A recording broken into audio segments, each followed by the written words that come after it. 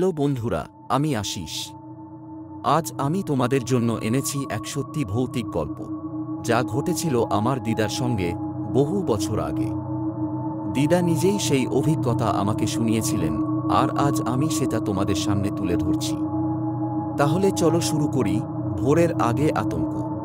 আর হ্যাঁ, যদি গল্পটা ভালো লাগে অবশ্যই চ্যানেলটাকে সাবস্ক্রাইব করবে আর পাশে থাকা বেল আইকন চাপতে ভুলো না, কারণ আরও অনেক রহস্যময় গল্প তোমাদের জন্য আসছে।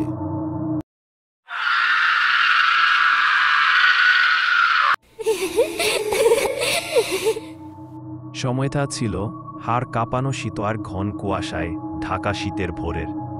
চারদিক নিস্তব্ধ, অন্ধকারে যেন অদ্ভুত রহস্য লুকিয়ে আছে, যেন অশরীরীর কোনো অপেক্ষা চলছে। আমার দিদা প্রতিদিন ভোর 3:30টায় পাশের মাঠে গোবর তুলতে যেত। তখন আমার মা আর মামা ছিল ছোট্ট, আর দাদু কাজের কারণে দূরে থাকতেন। সেদিনও প্রায় 3:35-এ দিদার ঘুম ভাঙল। সবাই ঘুমোচ্ছে, শুধু চারপাশে নিস্তব্ধতা। দিদা হেরিকেন জ্বালালো, হাতে গোবরের ব্যাগ নিল, আর দরজা বাইরে থেকে আটকিয়ে মাঠের দিকে রওনা দিল। রাস্তা অন্ধকার, শুধু ঝিনঝি পোকার শব্দ। মাঠে পৌঁছে দিদা হেরিকেন পাশে রেখে গোবর তুলতে শুরু করল। হঠাৎ দিদার চোখে পড়ল সাদা শাড়ি পরা এক মহিলা মাথায় ঘোমটা টেনে ধীরে ধীরে তাল গাছের দিকে যাচ্ছে। দিদা ভাবল, পাশের গ্রামের সেই মহিলা হয়তো।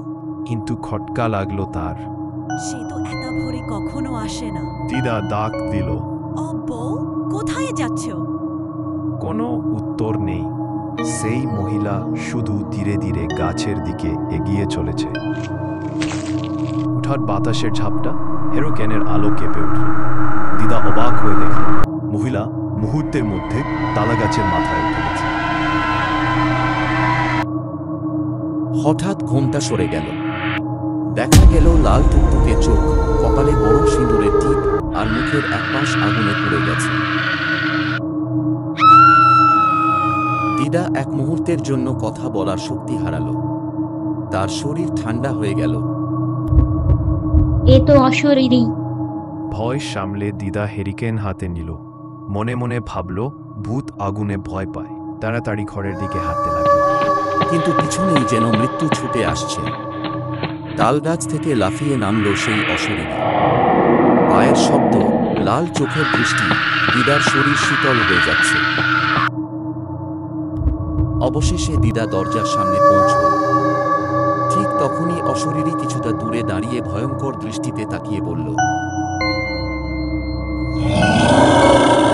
আজ তুই বেঁচে গেলি আগুন আর গোবরের জন্য, নইলে আজই তোর প্রাণ আমি নিয়ে নিতাম। কথা শেষ হতেই অশরীরী হাওয়ায় অদৃশ্য হয়ে গেল। দিদা কাঁপা হাতে ঘরে ঢুকে দরজাটা দিয়ে দিল। এরপর দিদা হেরিকেন আর ব্যাগটা মাটির মেঝেতে রেখে দিল। দিদা সেই মুহূর্তে বুঝতেই পারছিল না তার সঙ্গে আসলে কি ঘটেছে। ঘরের এক কোণে নিস্তব্ধ আর আতঙ্কে জমে গিয়ে বিস্মিত দৃষ্টিতে দাঁড়িয়ে রইল সে। বিস্মিত দিদা কিছুক্ষণ পর মা আর মামার কাছে এগিয়ে গেল, তাদের বুকে জড়িয়ে ধরল এবং নিজের ভয়ের শিথিলতা ভাগ করে নিল।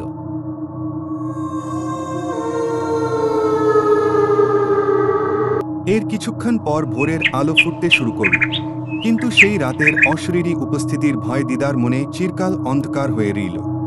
সেদিনের পর থেকে দিদা আর কখনো ভোর রাতে মাঠে পা রাখতে সাহস পায়নি।